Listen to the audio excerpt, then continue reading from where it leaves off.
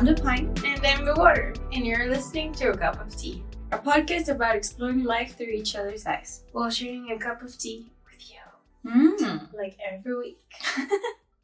Today's tea is a special tea. A specialty. Cute. Yeah. It's a specialty. Yes. It is sponsored by Canada, but not really, but kind of. In the same way that our tea is always sponsored by the water. I got this tea last time I was in Canada, which was like 2 years ago because #pandemic. And it's a ice wine tea. Yeah. I was gonna say grape related. Grape related. Yes, it is ice wine tea, which I didn't know was a thing I didn't know either. until you just gave it to me. But it's really good. You should try it. Yeah. It is. It's weird. It is really weird, But it's good. Weird in a nice way. Yeah. We're drinking it cold. And it's nice. Yes. I wonder what it tastes like hot. Did we try it Yeah, hot? we did. I don't remember. I don't know. We can give it another try later. We'll see. We will see about that. Yes. No, you have to say About that, we will see. Yes, there we go. Which brings us to Why is today's this a topic. specialty? Because you're going to Canada I am forever. in literally a couple of days. T-minus 48 hours. No, That's it's not insane. 48 hours. It's No. like 72 or something. I live here, like I leave Querétaro, like I think my bus is at 1 a.m, which Ugh. I'm like, no, thank you. But on Monday. Yeah, of course Yeah. on Monday. Yeah, Monday 1 a.m. Yeah. Is there an English word for madrugada? I'm always thinking about that. Dawn is the only one that But it's not really. kind of resembles it. Yeah, no, not Because really. dawn specifically is about the sun coming. That's a whole thing that I think we discussed that on the Night Owl We did? thing. Yeah, because we were saying something about like we don't have one for evening in Spanish. Because we just have tarde. Like And afternoon. noche. Tarde, noche, and there's a tarde noche, but evening there has is a tarde another noche. meaning, kinda. You don't think tarde noche covers it? You think it's different? Yeah, because I think evening comprises the entire night while you're doing something, kinda. Which means that you still have an evening at 11. I don't know. No! Depending on what you're doing. You don't have an evening at 11. That's completely night. Like evening, I can think of it like from 5 to like From 5? 9. That's like afternoon-ish. Is it not? I mean, it could be, but I can think of evening. 9. Maybe 7. How about 7? Evening. Like 7 to Sure, 9. from 7. From sunsetting to like. But not 11. The thing is, if you think about it, maybe it's just me and I'm insane, and you can tell me She is if you're insane. listening to this and I'm insane. But I can think of in the north where the sun comes down, or I can't speak, but when in winter or in summer the sun sets at different times. Right. So in the summer the sun sets like, I don't know, at 10 or Right. something ridiculous like that, which is why I think the evening can be up to like 10 or 11. I mean, yes, it does. I see that. I can agree that it's very dependent on the sun. Interesting. Thank you. All right. But yeah. Anyway, Yeah. Back to our topic of conversation. going to Canada. Canada. It has been wild, kind of. It was okay. I want to let you speak. I think you're gonna speak for the majority of the podcast. I don't know. today. I will But- see. I was okay. So we finished recording Pockets a couple days ago, Yeah. and after you left, we were at your house, and you left, and it was just me and Paolo, Mhm. and we were talking about Canada and stuff. And he said, oh, I don't know. I think it was on the pocket about your relationship, that the time when you told him that you were going to Canada, and that was a few months back, and that it was a whole thing. And when he said that, I remembered when you told me you were going to Canada. I was a little scared to tell you, because we were just beginning to get into all of the pockets endeavor. Yes. And here I was coming in being like, so I'm migrating. Yeah. And we're attempting to do this big ass thing. And I was afraid you were just like gonna throw everything out the window kind of thing. But you didn't. And I was like, oh yes, we can do this. To be honest, also, I was very skeptical of the whole going to Canada thing. I was very skeptical for maybe the first 2 months. Yeah. And I don't think everybody was. Away, but like I would talk to some of her friends, and I remember telling one of her friends, and he was like, "Yeah, that's not happening." Breather. Really? Yeah. He was like, "Yeah, no, she's totally getting scammed." Well, apparently I am not. It was really funny. And then it became true, and it became more like it's tangible. Happening. Yeah, definitely. So the tangibility of it is what made it seem less sketchy. Yeah. Less not likely to happen. Right, but once for you it was a little like more of a real thing. What was the experience? This feels very pockety, this question. Yeah. What was the experience of wanting the Pine and Water Company to go on and do the Canada thing and move and migrate the whole company? Well, it took me back to a couple of years back when I was so obsessed with going away and doing everything in my power to do it and trying different ways, and none of it worked. And that's why I was so skeptical at first. I was like, But then my mom has magical ways of making things happen for her. It's scary. Magical thinking? Yeah, yeah. Like me and Davis, my niece, were both like, she's a witch. She just like conjures things and they happen. Like she managed to move her quote unquote entire family, Jinx, to migrate, to move to Canada in like a few months. That's wild, yeah. I know. It is wild that she could do that, considering how, like, I saw, for example, what one of my cousins, she tried to go to Canada for a while, right. and she had such a terrible experience. Like, she was miserable, I think, and I mean, she learned to get scammed. Yeah, she learned a lot of stuff, and it was a whole thing. It was a whole experience for her. Not for me to talk about it, but to think that she went through all of that, and then your mom just magically made it all happen. She's a witch. It's pretty cool. It is.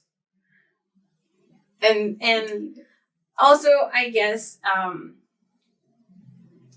it's a cool thing that you're going away because it's something that you wanted to do for such a long time and that your mom could help you to do it. Right. It's pretty cool. And I guess the moment where it started to be like a real thing, and I did start to panic about all the stuff that we had to do. Yes, there was a panic moment. Yeah, and we mentioned that on the Pocket episode of the Pockets experience, where the couple of weeks that we tried to do as many Pockets as we could in a week. Insane. And plus a cup of tea at the same time. Yeah. So it was 4 days of recording. That was insane. But then it turned into this thing of like, because of all the stuff that I had been looking at before when I wanted to go and everything, I was like, all right, well, there's this good chance of going to Canada with their entrepreneurship program, and then you can do stuff there if you have a company and whatever, and I also had been getting, my dance teacher was giving me like advice. Yeah, that was and nice. she said, Calgary is trying to become the new Vancouver. That's or adorable. something. Go Calgary. So you could go there if you wanted to. And so it started to make me think of, okay, so I have people in Vancouver, I have people in Calgary. I think I have a friend from Sweden in Toronto, but I don't think that he's not that good of a friend, But it sort of made me think of all these people that could help me get there as well. And if you're already going, then that's cool too. And also my dad has been wanting me and my brother to move away from leave the country. nest. Yeah, well, it's more political than that. Political But how? He's just so convinced that the country is going to hell. My mom is that very sort of scared, kind of, in a sense, of like who knows what's gonna be of Mexico in a few years, in the next couple of years. That she is also very like, go away. Yeah, so and that breaks my heart a little bit, Yeah, I agree. So when he first told me about this a couple years ago, I was like, well, what if I don't want to go, Because exactly, I mean, I don't want to turn this episode into a political thing, but he was saying, I don't know what's going to happen, and I think you have far greater opportunities somewhere else, it's not here. To which I responded, yeah, but why should I go because of all these great opportunities that I have and all the privilege and everything, then I could probably stay here and do great things here as well for the country, for like as much as I could do, right? I don't know. But so it's an interesting point of like I don't know that the country will be doomed necessarily. Hopefully not. So. Mexico is very beautiful. But yeah, so there's also the fact that even though I would like to stay here and do things to like build my community and my country and whatever, I also feel oddly out of place here. So yeah, you know what? Like something that I kind of admire to a point. There's like some extremes where I'm like, I don't know about that. The certain pride that the U.S. has, which again, I feel like there's a lot of moments where it goes too far. Yeah. And there's like, why? Because I'm very into this almost utopical sort of mindset of like, not like, don't worry too much about your country and focus more like your planet. We're all in the same ship, kind of thing. But I do think that a lot of greatness in the U.S. comes from pride in the U.S. Yeah. And Mexico is like, yes, to a fault. But I think that Mexico could like rise up a little bit more in that pride. Yeah. Because I feel a lot of times, and this is my experience, right? I don't want to generalize it, but in my experience, we are not very proud of Mexico. No, I think, it has to be like September 16, like our independence and stuff. Yeah. Where it's like, oh yeah, Mexico is the shit. Or like when foreigners come and they're like, wow, Mexico is amazing. And then we're like, oh yeah, Mexico is amazing, But I do think we could have a little more pride and have that pride push us into making Mexico better. But like, that was kind of like a side note. And I was trying to get to the fact that lately, these past few days, that I'm like almost out the door. Yeah. I've been thinking of myself as an immigrant. And it's been so odd because I had never thought of myself as an immigrant. And this whole talk that we've been having the past few months, especially with my mom and with people, and where it's very like, oh yes, you're going to have better opportunities there and that kind of thing, like the dream kind of thing, the immigrant dream. And it's so odd. Like, I had never thought of myself in that way. And I'm like, that is literally what we are doing. We're going to a quote unquote, better country with, well, better opportunities, let's say.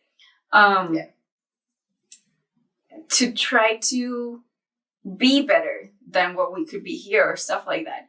And I don't know, like, it's just been odd for me to think of myself in that sense, you know? That's funny, yeah. Immigrants, we get the job done. Wow, I had not thought of that at right? all. Yeah, I mean, I was sort of thinking of the feeling out of place thing that I just said, and how when I think about it's like, for example, how we talk about that, the fact that if like the two of us and we're talking in English and we're doing this because it feels more, and it may be stupid for somebody else or may not make sense. I'm convinced there's a psychological comfort for us. Yeah. In speaking in English. There is. Which is part of the whole, you know, I mean, I like my country and I like all the stuff that's in it. Well, some of it. Some of it. And so that takes me a little bit to the being proud of being Mexican. And for example, I love, and I know that this has been very controversial, mainly because of ignorance, I think, the Mexico is the shit stuff. Yeah. I love that. Of course. Yeah. Mexico's the shit. Yeah. And there's not that sense of pride. I think it's curtailed by mediocrity and by wanting to, if you cannot rise up yourself, you bring everybody else down. Mm-hmm. And that sort of thing that seems to be lingering in the air, especially I think with today's current political climate. And because, for example, I saw a video the other day where one of the secretaries, I think that I don't want to say something that's wrong, but he is, Baco Tayodos, you know who I'm talking about? I don't forget his name, but he works at the culture ministry. Mm-hmm. And he was saying that about the electrical energy reform thingy. He was like, yeah, we're gonna fuck them up. We're gonna fuck them over, you know, like screw them over. And I was like, seriously? That's the thinking behind your actions? I'm gonna screw you over? Mm-hmm. How do you want to build something with that attitude, you know? So, yes, of course there's flawed. I think we're a very lost country. I think so too. And I that makes me really sad. I don't know that. I think there's a lot of thoughts that pop into my head regarding that because of how much we are. I think there's a lot of hope. I see a lot of hope in a lot of places, like especially here in this state, I think, or at least in the city. I know a lot of people that are entrepreneurs and that are building their businesses and they're trying to do good stuff for the community and trying to make the city a cooler place, a nicer place, like opening up culture centers and like there's this lady who owns the bar place that I take my bar classes at. She's like a super awesome, cool entrepreneur lady who has a lot of businessy stuff and she's doing nice things. And there's also this guy who runs a cultural center downtown who's trying to make it more like LGBTQ open. There's a bunch of people that are trying to do a lot of cool stuff in general. So that's a cool thing. But on the other hand, I see also, like, I've met so many people that are so nasty. Mm-hmm. Like, to themselves, to each other. They are trying to bring everybody else down. And that's what is... And because I think that is the main thing I see in the government today, Mm-hmm. where the other day, the most ridiculous thing I have ever heard a president say, or any political figure say, is you don't get kidnapped if you're poor, so we're gonna make everybody in the country poor so that they don't get kidnapped. What? What? Are you kidding me? Like, seriously? That's your mindset? That's your goal? That is insane. So that is just like, bewildering to me. That's like, what the fuck? Yeah, You know? I agree. So that, of course, makes me want to go to a place where, like, oh no, you know what? Grow. Like, get better opportunities for developing your career in whatever way you want. And you know what? We have free, quote unquote, healthcare. It doesn't matter if you get sick or if you have to go to hospital or whatever. And the education, like basic education level, is probably higher than here. You know, I mean, I don't have kids or anything, but No. and it's just a kinder, maybe, place. Mm-hmm. And all of this is making me think of like projects that we could do later on Mexico, which makes me very excited. But we'll talk about that later. yeah. So yeah, it's a whole thing of. Well, I think we got into all of this from there was the immigrant thing that I was talking about, and you feeling out of place. Which is that's the thing of, okay, so I feel out of place here because I feel like all these things that I want to do and that I want to, that I'm like striving, like working for, I don't see them fitting in here, kind of. So I'm going to go to a place where I can make that happen more easily, or where I can see that actually taking shape and making sense, you know? And thinking about it as an immigrant, I guess my closest experience would be the going away as an exchange student, where that's my thought. Even when I lived at the preserve, I didn't think of myself as an immigrant.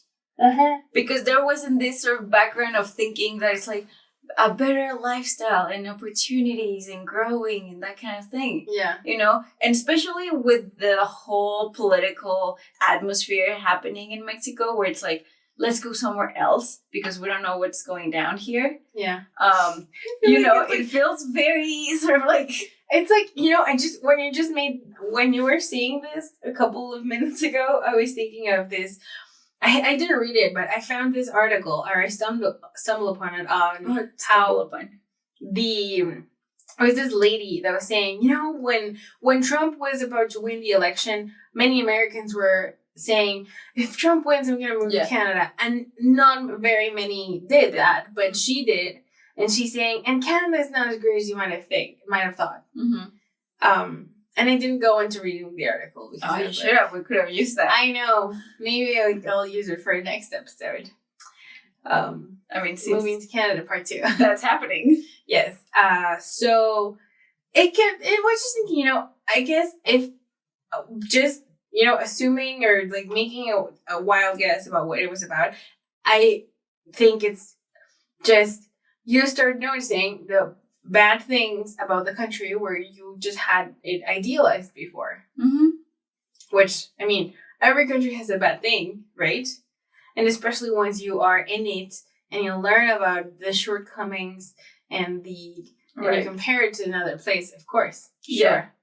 Something that people receiving us in Canada and everything that they were telling us about, like tips and stuff, is that everything's very great, you know, but there's this one thing that they're not very happy about, which is all of the, what's the word? It's not procedure, but like protocols. All the protocols of like making appointments and how an appointment takes like 2 months for it to happen. For what?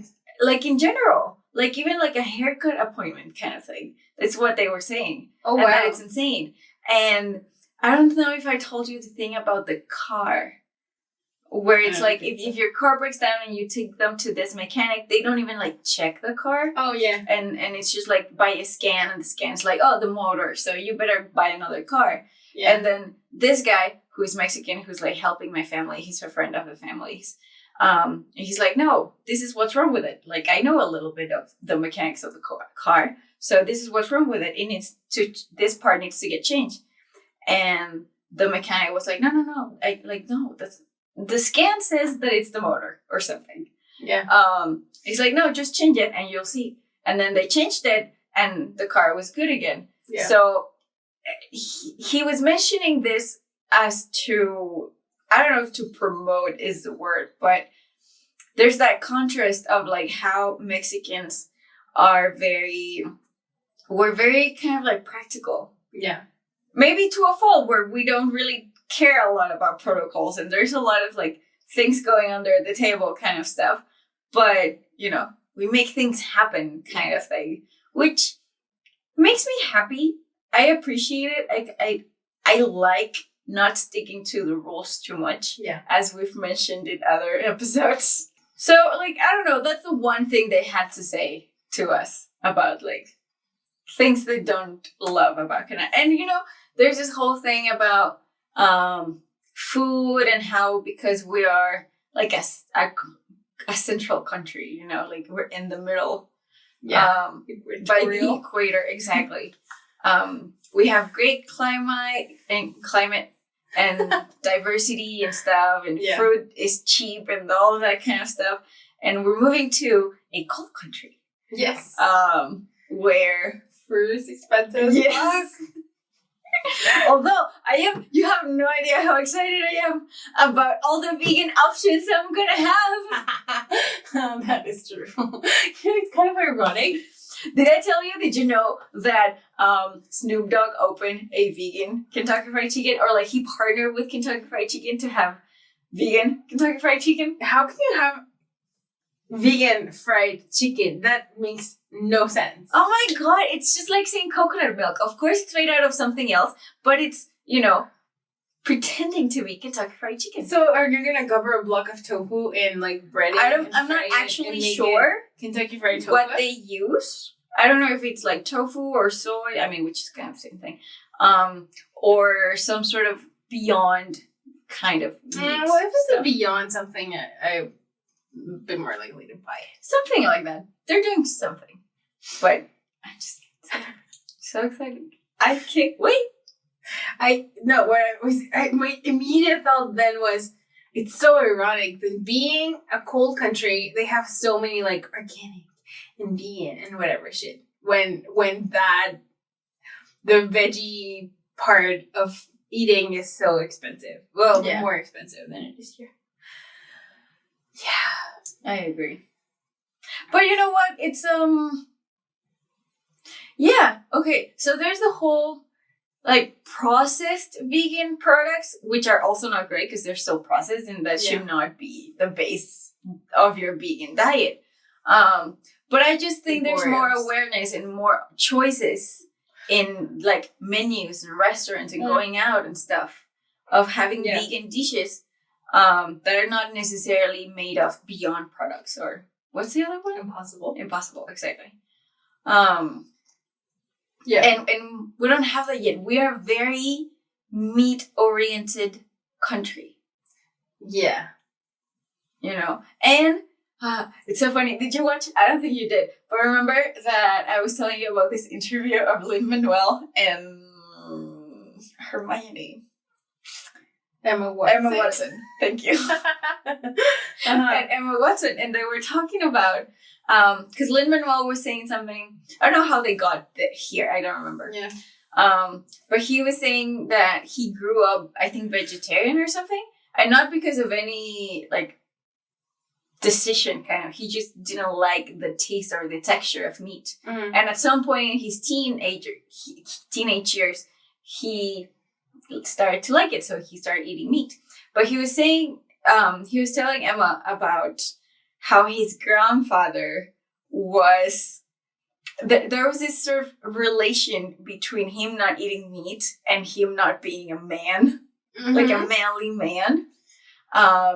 and it's like, I mean, that he's not a boy's manly man. in a Like, in a- stereotypical way, yeah. sure. But this kind of like macho grandfather was thinking things like that. Mm-hmm. And once you start eating meat, now he's like a man. And I think Ridiculous something stuff. similar to that goes on here as well. This all very Latin American thing of like a very macho cultures. Mm-hmm. So I don't know if it's related to that, but we're definitely a very meat eating country. And even, like our, how would you say garnaches? As street food? Yeah. Yeah. It's like street junk food. Kind of. Yeah, for sure. Like, but all of that kind of food, not necessarily, I guess it is junk food, but like, tacos and flautas and gorditas, a bunch of stuff. It's all very meaty. Yeah. So I think a lot of it, we have all the fruit and diversity and choices to be a very vegetarian oriented, healthy country, and we're just not. Yeah. We're not. We hopefully we will. Yeah. Okay. Now I have a question. I think you do. I do. I was thinking of what we were saying in the car. Yeah, I thought I was here. I also had it in mind, so we would circle back to it at some point. But first, I was like thinking. Okay, yeah. Well, let's get to. I think that's a good segue into the whole sort of topic. I said, have you thought about how? I think the two of us in our respective families are the most. We're the travelers. Yeah. We are the ones that enjoy traveling a lot. We really so much. do. I was telling this to Pablo the other day. I don't know if you were there or it was at some other point where I was like, you have no idea how much I miss being in an airport. You said that in the pocket. Right? And I was like, so much. Going to the airport. It's awesome. It's lovely. Right? I love it. I love it. When I was at the preserve and they would send me back to Mexico and I would come back and forth every few months. Like, I love it. It is so much fun. I am the happiest person dragging my suitcase around an airport. Yeah.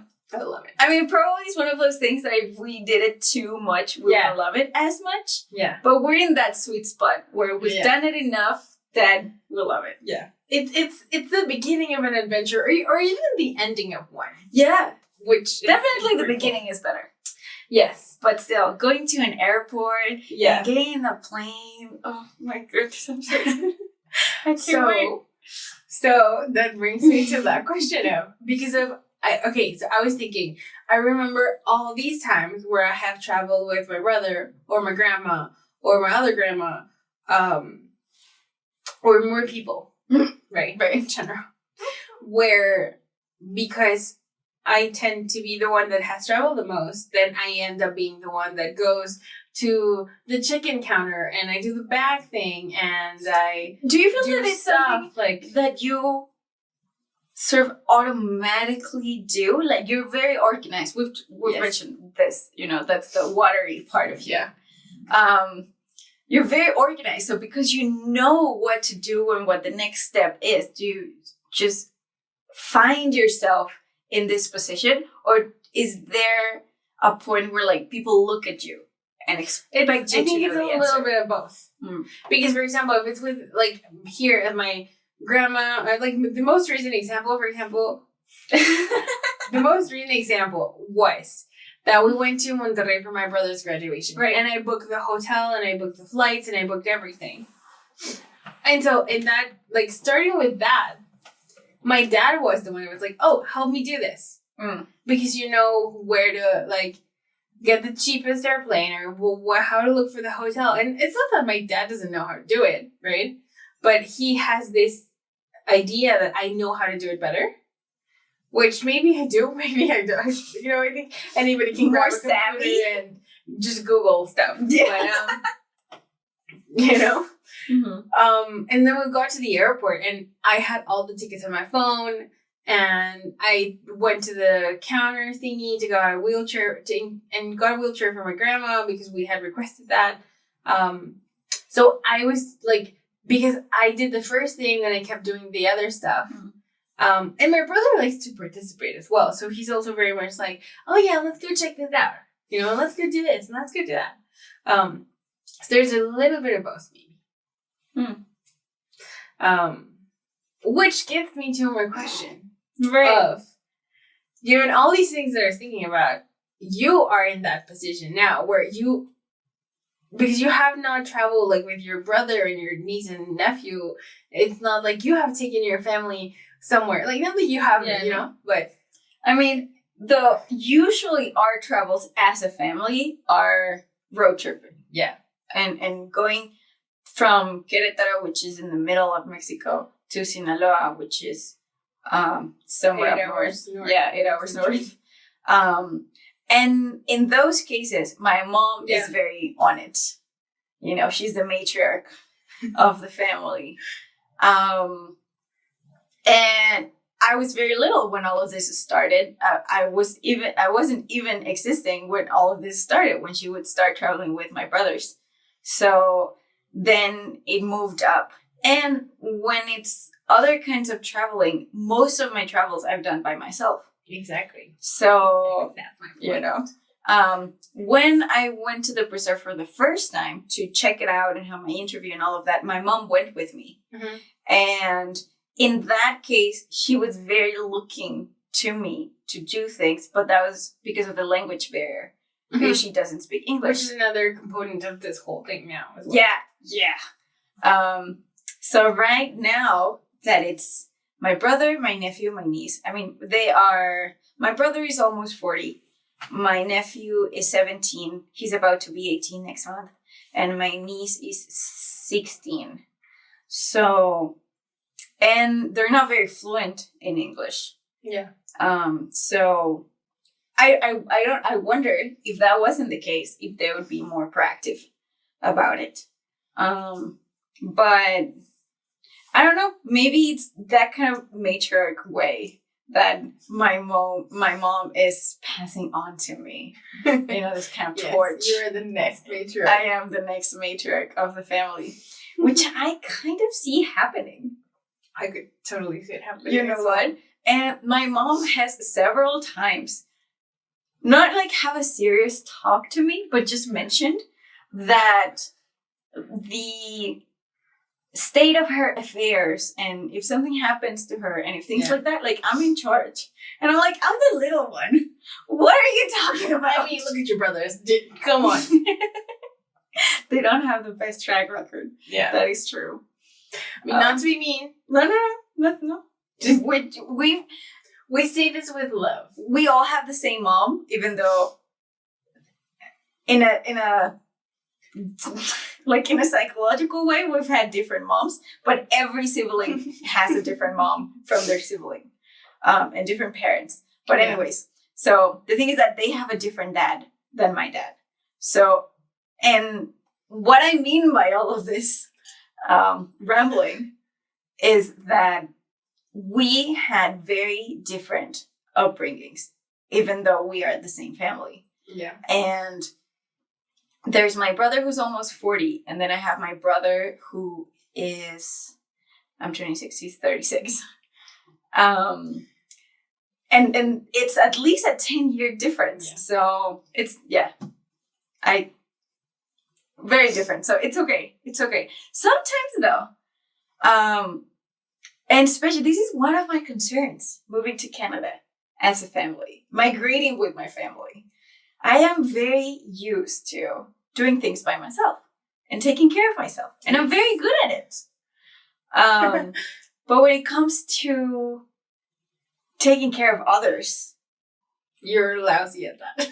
I haven't had a lot of practice. I'm not very good. It's not in me, kind of. I've been developing it. I will say I have been working on it.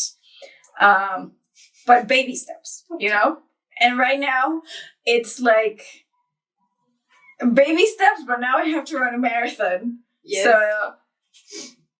I don't know. I mean, I would.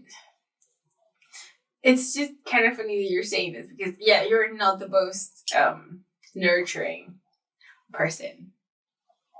I would say I'm more independent. Yeah, no. And the thing is, just now I felt myself being mean.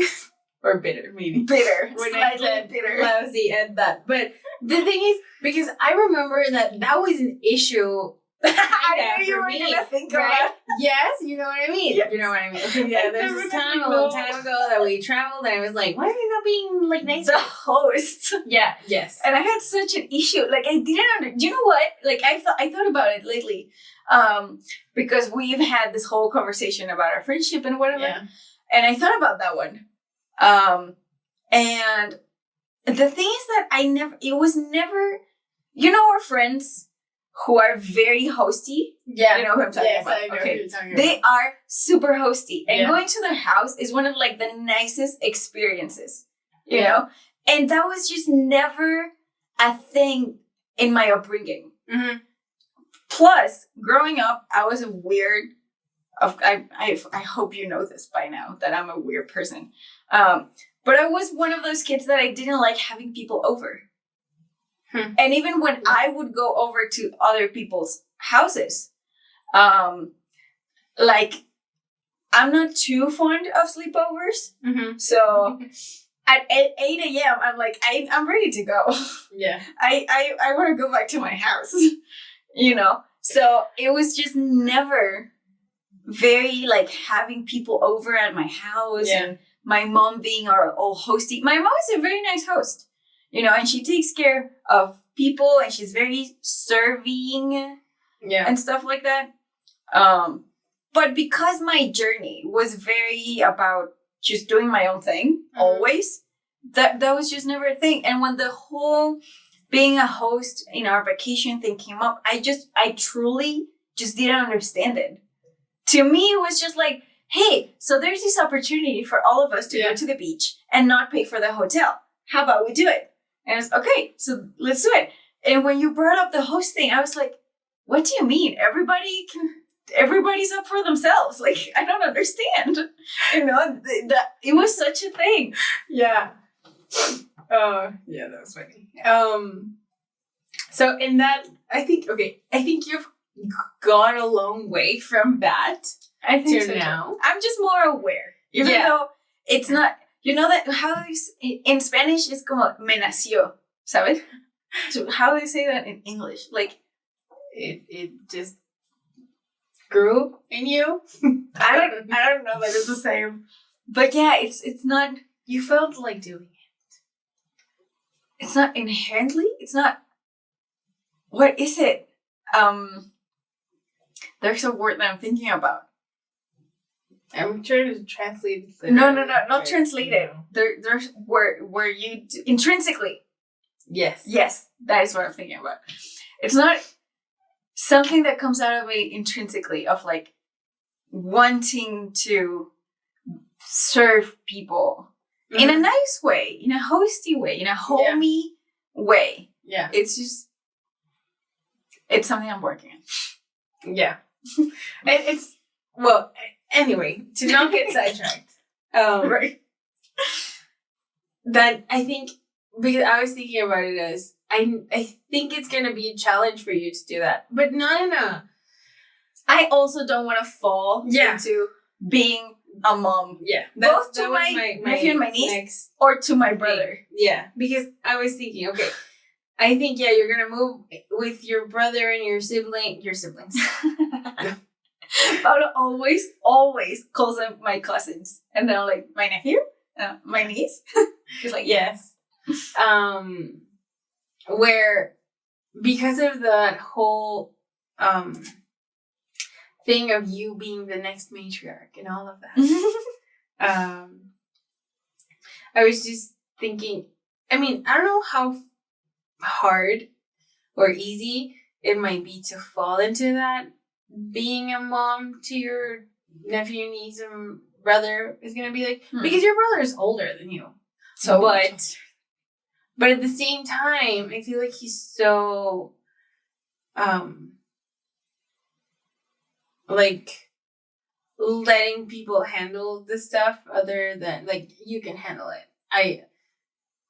Well, that's the thing. I think his history with my mom has been that my mom was very overprotective to a fault, especially in their relationship. Yeah.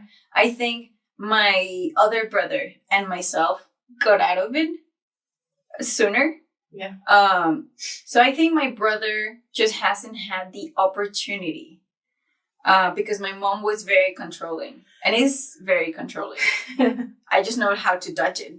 But I don't think my brother learned how to dodge it. Plus, I think there's some sort of, not guilt, but like, because in his very odd way, he's very straight. Like things, from the looks of him, you wouldn't think this, but he is very correct. Like things need to be a certain way. And he's very stubborn in that.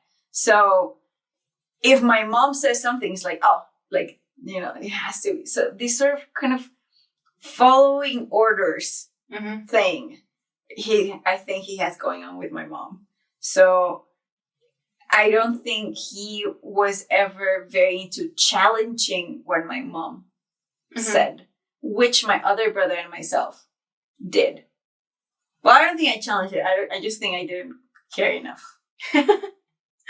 Yeah, but so I just think it's an interesting thing that we'll see how it plays out. I think it will be. I was scared. I was very worried. Very worried. But I went to therapy. And my therapist was like, she said it in a funny way, in an almost spiritual way, of like that kind of thing where it's like things happen for a reason. Yeah. And you're being put in this position to work on something. And this is probably you and your brother are going to work on this, and hopefully it'll be for the better. So, and I think also my brother right now has a very good attitude about this whole thing. He wants to like reinvent himself. That's cool. And he, the other day, was asking me, he was saying, he was telling me he's going to need my help, but he wants my help, I think, in guiding him towards the independence that I was very naturally given since I was very young. So he was like, I want your help and I'm asking for your help. But in that help, I need you to not do things for me the way mom does. And I was like, that's cool. I am up for that. I do not want to do things for you. No. So that would be the recipe for disaster. Yeah, I think so too. And I think it's that kind of spiritual, everything is perfect kind of thing where it's like, I have what he needs. And he probably has something that I need. So we're just gonna, I was very scared. That's what I was saying. And now I'm trying to be more open-minded and open-hearted and be like, let's just do this. Because also in my journey of independence and shit, I've wanted for years now, since I came back from the preserve, to be closer to my family. And in this matriarchy thing that we're sort of revealing, I think it's gonna be good. I think it's gonna help me in this journey towards being closer to my family. So I'm intrigued. I'm excited. I'm intrigued, but I'm cautious. I'm just like, I don't know. I like doing shit by myself. Cautiously excited? Yeah. I think so. That's cool. Wow. I think it's gonna be an adventure for sure.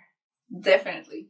And there's, I don't know, I was having this, just for my personal experience more than anything, but I was having sort of this dread for you of like imagining all the things that were going to be difficult or hard to do, or not to not be optimistic and not to say, hey, this is going to suck. You know, why are you doing this? But more like, oh, there's going to be all these things coming I'll your way. be calling you and being like, shit.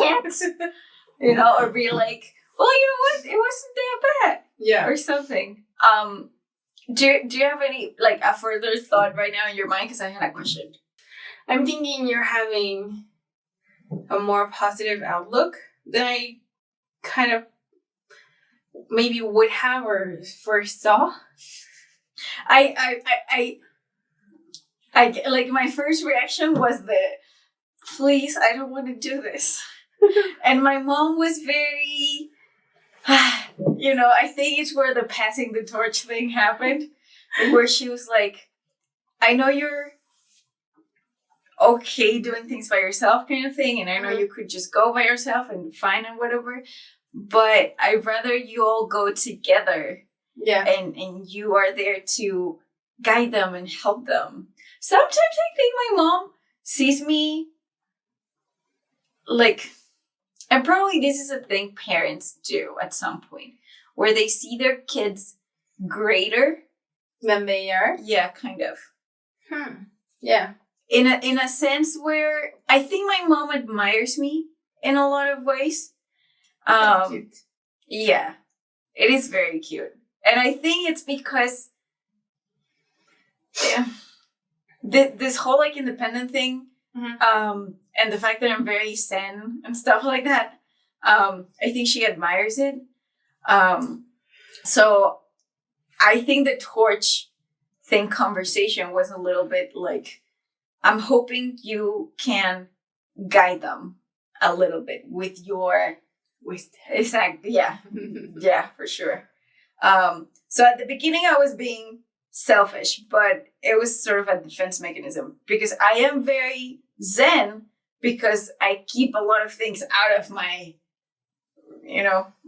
personal reality bubble, and like shit's happening out there, but I'm by myself, so I'm not involved.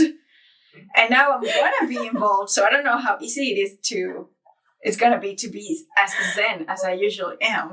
I just thought that you live in a constant bubble of denial. In a sense. I'm not denying that shit's happening. It's just not happening around me. Yeah. Which is easy. Anyway. But yeah, that was my first reaction. Your question, yeah.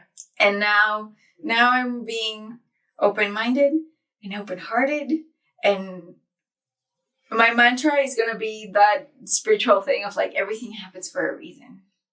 Look at that. And getting wisdom out of it, hopefully.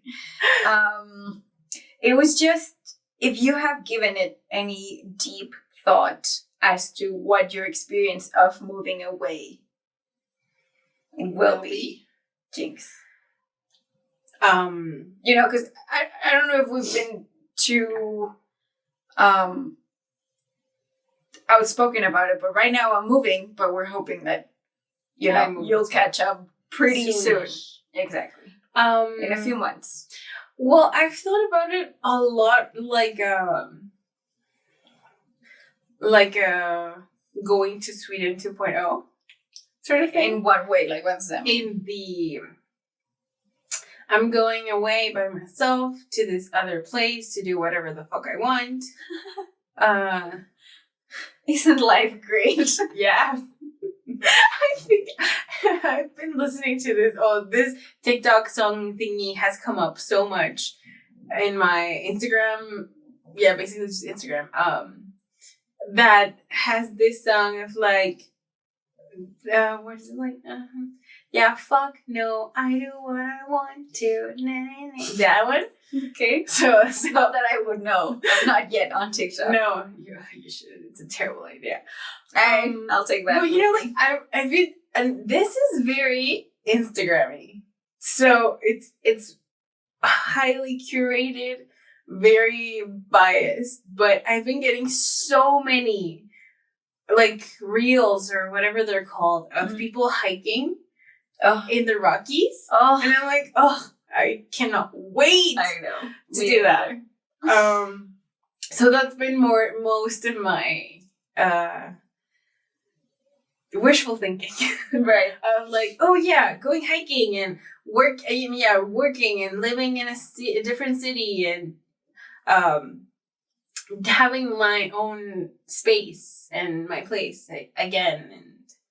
And right. It's like such a different experience. Yours and mine. Yeah. Where I'm coming from being by myself yeah, for several years. it's like reverse. Yeah, and now, hilarious. I mean, although, like, only a little bit, like, for a little period of time. Mhm. Because right now, yes, I'm going with the fam, but I'm only going to live with them for a few months, Yeah. right? Like, that is the plan. We will see about that. And we're talking of, like, several years that I've lived alone, and all the years that you've lived with your grandma and your brother and all of that. And right now you are going to separate from them. Finally.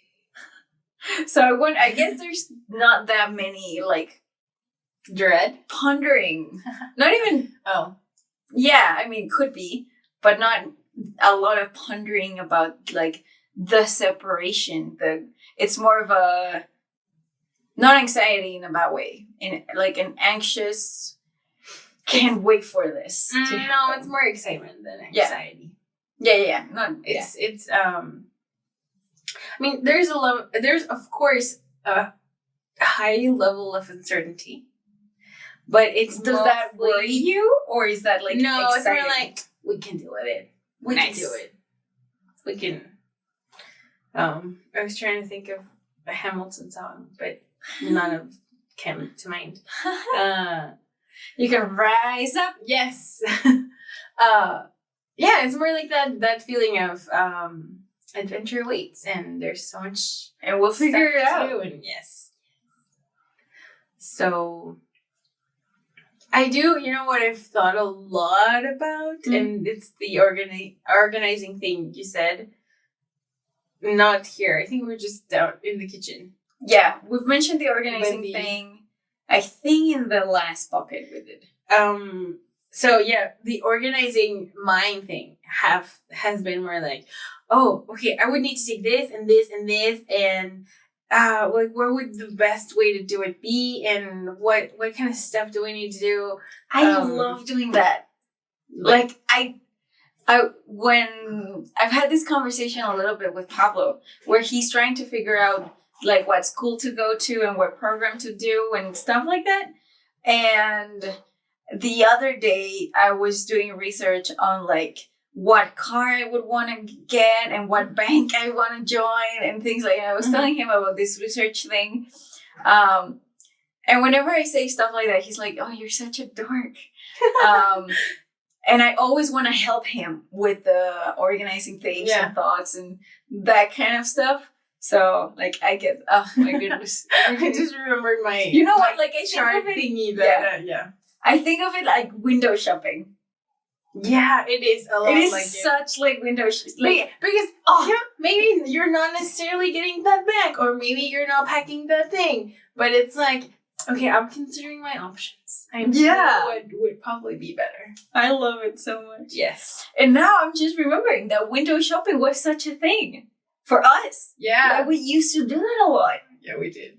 That's so funny. I hadn't thought about that. We haven't done that in such a long time. We haven't gone window shopping in forever. Wow. This is like such a moment I'm having such a realization I'm having right now. Where I hadn't thought of of the fact that we used to window shop a lot. Yeah. That was like a thing we would do. Yeah. I remember one of your ex-boyfriends being like, what's that about?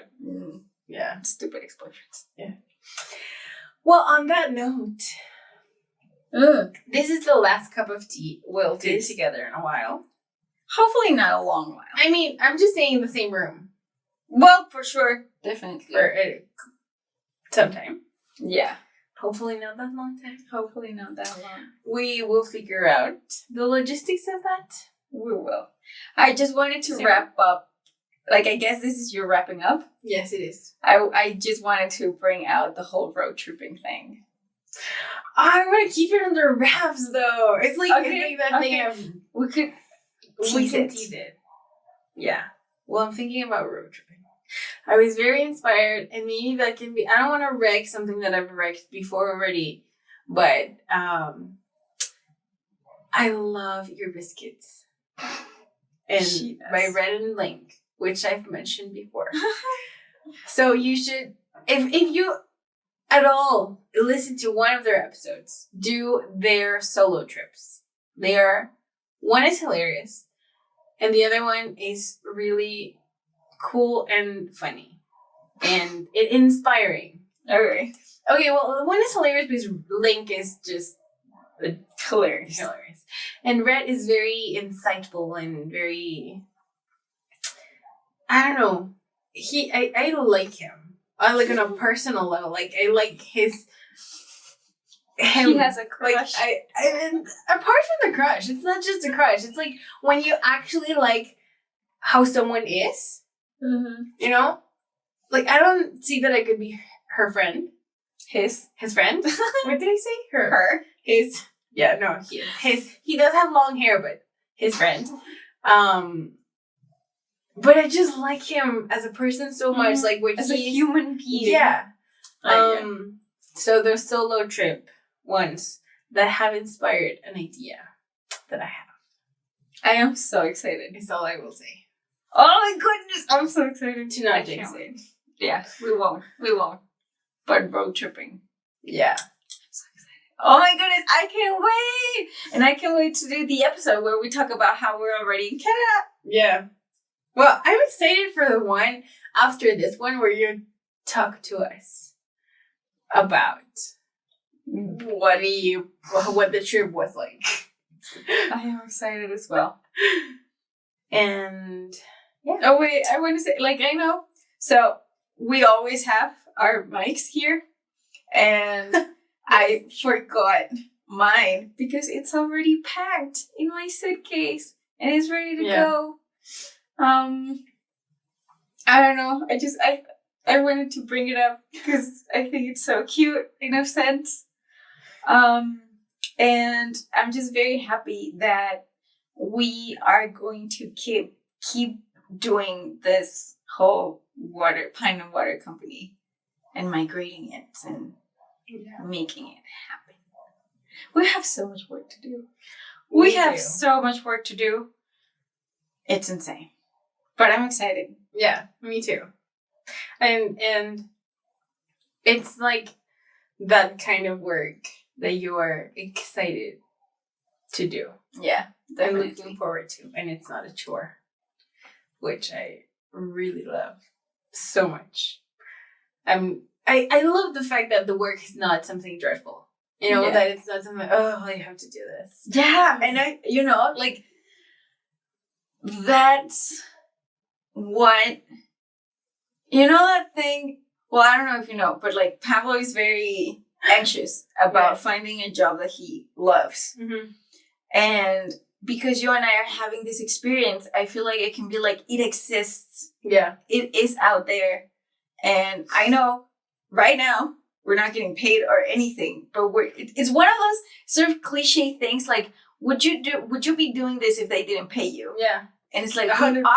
we are doing this. Yeah. In the hopes for sure that it will provide money. Yeah, exactly. And not for the sake of providing us with money, but just so that we can really focus on this. Yeah. And keep it going. And it's just, because if I have one fear at all about the Canada thing is that we might have too little time. Like because we will have to get jobs and we will have to work to survive. So I do worry about not having enough time to do pockets and stuff. That's my one concern.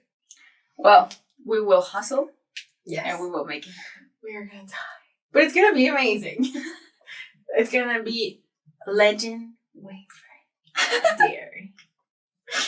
Jesus. All right. What is our recommendation besides the solo trips from Air Biscuits? I don't know. I'm blank. I'm sorry. I I was thinking about that like 10 minutes ago, and I said, oh shit, I have no recommendation for today. It's your turn. Jesus. What is my recommendation? I don't know. I feel like there is something. Handy? Yeah. I feel like there is something. I mean, I am very excited. I bought this like travel kit bags pack for my suitcase, and it's making me so happy. Like an organizer? Yeah. It's like a pack of 8 bags. And it's like for your clothes, for your underwear, for your socks, for shoes, for stuff. And it's like feeding my OCD? That's a joke in Spanish, yes. My OCD. But it's making me very happy. So I don't know. If there's people out there who are very organized and they haven't tried it, I will say, well, what is it's making my day. Like, did you buy it on Amazon? Or yeah, something? I did. I got it on Amazon. But I don't know. I feel like there is something that's sleeping my mind about a recommendation. Like a book, like something. I can't think of it. A book? I don't know. Well, I don't know, but you can save it for next time. Sure. We will. We'll come back with more recommendations. Yes. I mean, I guess this is not as something that I can recommend, but in the spirit of my open-mindedness and open-heartedness about the struggles that are ahead, I would recommend taking a step back from your worries about a future endeavor and just be open to what it may be. Nice track. Nice way to finish this episode. Yeah. So, share your thoughts with us on our, now I am sure about the hashtag. It's a podcast. There you go. We got it. And keep listening to Hamilton. For sure. And we're still on that train, by the way, if you hadn't noticed. Yes. By all the references we've been making in this episode. And we will meet you for another cup of tea from 2 countries next time. Oh! So excited. Thanks for sharing a cup of tea with us. Send us your comments using the hashtag ACODcast, and remember to subscribe to get fresh episodes every week.